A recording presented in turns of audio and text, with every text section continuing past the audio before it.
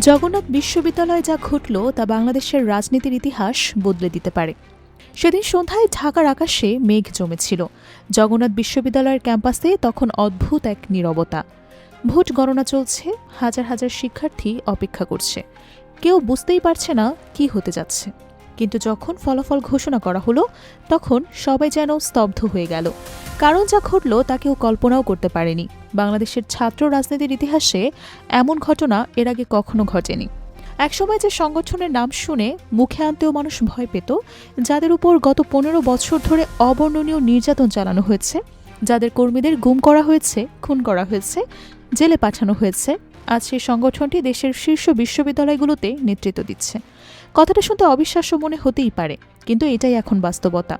ক্যাম্পাসে যে ছেলেটি বা মেয়েটি নিজের রাজনৈতিক পরিচয় দিতে ভয় পেত, যে ছাত্রটি মেসে থাকতে গিয়ে নিজের বিশ্বাসের কথা লুকিয়ে রাখত, যে কর্মী পরিচয় গোপন করে ক্লাস করত, সেই তারাই ব্যালট পেপারে সিল মেরে প্রমাণ করে দিয়েছে যে শক্তির উৎস বন্দুকের নল নয়, শক্তির আসল উৎস সাধারণ শিক্ষার্থীদের সমর্থন।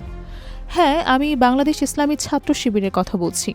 জগন্নাথ বিশ্ববিদ্যালয়ে যা ঘটল তা কেবল একটি ছাত্র সংসদ নির্বাচন নয়, এটি বাংলাদেশের রাজনীতির মোড় ঘুরিয়ে দেওয়ার মতো একটি ঘটনা। একে তুলনা করা যায় একটি সাইক্লোনের সাথে, যা সবকিছু উড়িয়ে দিয়ে গেছে। কিন্তু প্রশ্ন হলো, কিভাবে এটা সম্ভব হলো? তারেক রহমান দেশে ফেরার পরও কেন ছাত্র দলের এই ভরাডুবি? আর কেনই বা দীর্ঘদিনের নির্যাতন কর্মীরা আজ বিজয়ের নায়ক হলেন?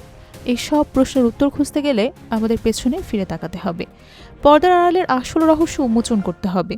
ডাকসুর পর বাংলাদেশের ছাত্র রাজনীতির জন্য সবচেয়ে গুরুত্বপূর্ণ ইভেন্ট ছিল ডাকসু বা জগন্নাথ বিশ্ববিদ্যালয়ের ছাত্র সংসদ নির্বাচন। এই নির্বাচনকে ঘিরে মাসখানেক আগে থেকেই রাজনৈতিক মহলে তোলপাড় শুরু হয়েছিল।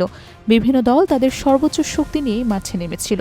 টাকা ঢাল হয়েছিল পানির মতো, মিছিল হয়েছিল রাস্তায় রাস্তায়, শোডাউন হয়েছিল একের পর এক। কিন্তু ভোটের দিন যা ঘটল তাকে এক কথায় বলা যায় একদম মিরাক্কেল। শিবির ভোটের মাঠে যে অপ্রতিদ্বন্দ্বী তা এখন দিনের আলোর মতো পরিষ্কার। গত কয়েক মাসে সোশ্যাল মিডিয়ায় আর চায়ের কাপে অনেক গুঞ্জন শোনা গেছে। অনেকের মনে একটা সাধারণ জন্ম হয়েছিল যে হয়তো শিবিরের জনপ্রিয়তা কমে গেছে। কেউ কেউ বলছিল হাওয়া বুঝি অন্যদিকে বইতে শুরু করেছে। বিশেষ করে তারেক রহমানের দেশে ফেরার পর এই ধারণা আরও জোরালো হয়েছিল। কিন্তু যোগসু নির্বাচনে সেই ভুল ধারণাটা ভেঙে চুরমার হয়ে গেছে। জনপ্রিয়তা তো কমেইনি, বরং গ্রাউন্ড রিয়েলিটি বলছে সাধারণ শিক্ষার্থীদের কাছে শিবিরের গ্রহণযোগ্যতা রকেটের গতিতে বেড়েছে। এই কথাটা বলার পেছনে যথেষ্ট কারণ আছে।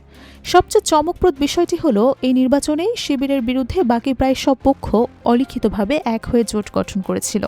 ডান বামপন্থী সবাই ছিল, মধ্যপন্থীও ছিল। উদ্দেশ্য একটাই, যেভাবে হোক শিবিরকে ঠেকাতে হবে। এই অ্যান্টি শিবির অ্যালায়েন্স বা শিবির বিরোধী মহাজোট গঠিত হয়েছিল নেপথ্যেই। প্রকাশ্যে না বললেও সবাই জানত কি হচ্ছে। কিন্তু এই মহাজোটও ধোপে টিকেনি। ভোটের বক্সে যখন ছিল পড়ল তখন দেখা গেল সব হিসাব উল্টে গেছে। এবং সবচেয়ে অবাক করা বিষয় হলো, এই বিজয় কোনো অল্প ব্যবধানের বিজয় নয়। শীর্ষ পদগুলোতে তাদের প্রার্থীরা বিজয়ী হচ্ছে, এটা ছিল একদম একতরফা জয়। এখান থেকে একটা জিনিস একদম পরিষ্কার, জগন্নাথ তো বটেই, বাকি ক্যাম্পাসগুলোতেও শিবিরের এতদিনের কাজকর্মে সাধারণ শিক্ষার্থীরা সন্তুষ্ট। তারা কোনো প্রোপাগান্ডায় কান দিচ্ছে না। গত 15 বছর ধরে মিডিয়া ট্রায়াল আর অপপ্রচারে যে ঝড় বইয়ে দেওয়া হয়েছিল তার জবাব শিক্ষার্থীরা দিয়েছে ব্যালটের মাধ্যমে। তারা শিবিরের সেবা আর ত্যাগের মূল্যায়ন করেছে। তাই এখনও তারা নির্দ্বিধায় শিবিরকেই ভোট দিচ্ছে, প্যানেলের ধরে ধরে ভোট দিচ্ছে। এই প্রবণতা দেখে অনেকেই অবাক হয়ে গেছেন, কারণ বাইরে থেকে যা দেখা যাচ্ছে তার সাথে ভেতরের বাস্তবতার কোনো মিল নেই। এই নির্বাচন গুরুত্বপূর্ণ হওয়ায় দ্বিতীয় এবং সম্ভবত বড় কারণ হলো তারেক রহমান। তিনি দীর্ঘদিন প্রবাস জীবন শেষে ফিরে এসেছেন। তাকে ঘিরে বিএনপি এবং ছাত্রদলের মধ্যে বিশাল উত্তেজনা ছিল। রাজনৈতিক বিশ্লেষকরা ধারণা করেছিলেন যে তারেক রহমান দেশে আসার পর বিএনপি বা ছাত্রদলের এক বিশাল জোয়ার তৈরি হবে। সে জোয়ারে শিবিরের বা জামায়াতের জনপ্রিয়তা ভেসে যাবে। কিন্তু বাস্তবে কি দেখা গেল? আক্ষরিক অর্থে শিক্ষার্থীদের মন মানসিকতায় কোনো পরিবর্তনই আসেনি। তারেক রহমানের যে হাইপ তৈরি হয়েছিল বাইরে, সেই হাইপ ক্যাম্পাসের গেট দিয়ে ভেতরে প্রবেশ করতে পারেনি। এটা খুব তাৎপর্যপূর্ণ একটা বিষয়।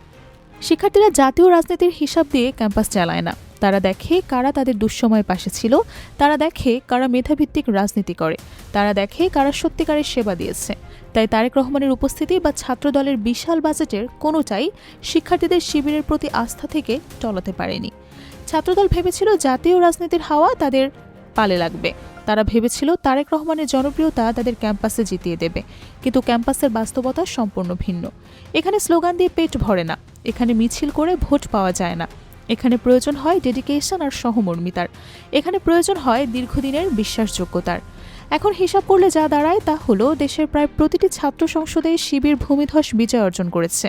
কুমিল্লা বিশ্ববিদ্যালয় জিতেছে, চট্টগ্রাম জিতেছে, রাজশাহীতে জিতেছে, এখন জগন্নাথেও জিতল। এতগুলো ক্যাম্পাস, এত ভিন্ন ভিন্ন প্রেক্ষাপট, টানা জয়। এটাকে আর বিচ্ছিন্ন ঘটনা বলার সত্যি কোনো সুযোগ নেই। এটি এখন প্রতিষ্ঠিত সত্য। কিন্তু এই জয়ের পেছনে গল্পটা কি শুধুই রাজনীতি, শুধুই সাংগঠনিক দক্ষতা? না, এর শেকড় আরও অনেক গভীরে প্রথিত। বিগত বছরগুলোতে শিবিরের উপর যে অমানবিক নির্যাতন হয়েছে তা আমাদের কারও অজানা না। গুম হয়েছে শত শত কর্মী, খুন হয়েছে নিরাপদ তরুণ, রক কাটা হয়েছে, হাত পা ভেঙে দেওয়া হয়েছে। কি হয়নি তাদের সাথে?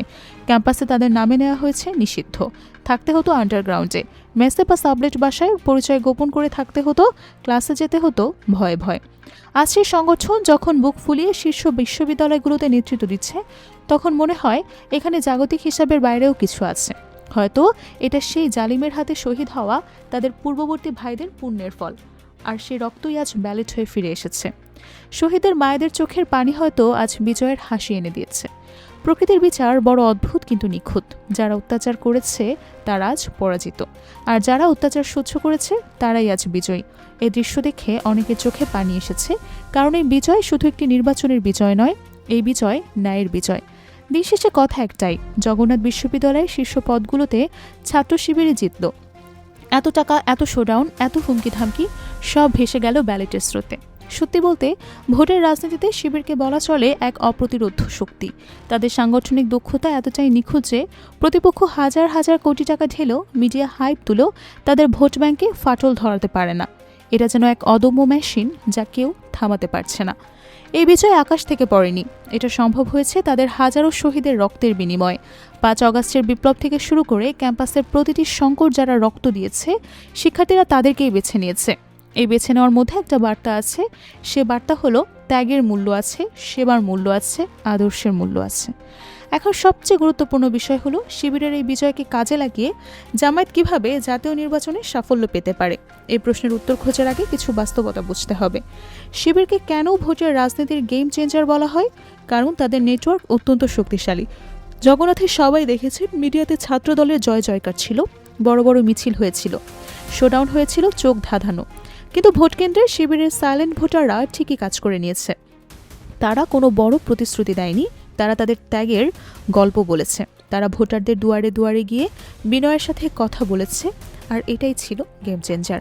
পরিসংখ্যান একটা চমকপ্রদ তথ্য বলেছে, বর্তমানে শিবিরের সক্রিয় কর্মী এবং গত ৩ থেকে ৪ দশকে শিবির করে আসার সাবেক সাথী সদস্য মিলে সারা দেশে প্রায় ৫০ লাখ নিবেদিত জনশক্তি আছে। সংখ্যাটা একবার ভাবুন, ৫০ লাখ মানুষ। এরা প্রত্যেকেই রাজনৈতিকভাবে প্রশিক্ষিত। এরা জানে কিভাবে মানুষের মন জয় করতে হয়, এরা জানে কিভাবে ভোট ম্যানেজ করতে হয়, এরা জানে কিভাবে প্রতিকূল পরিস্থিতিতে টিকে থাকতে হয়।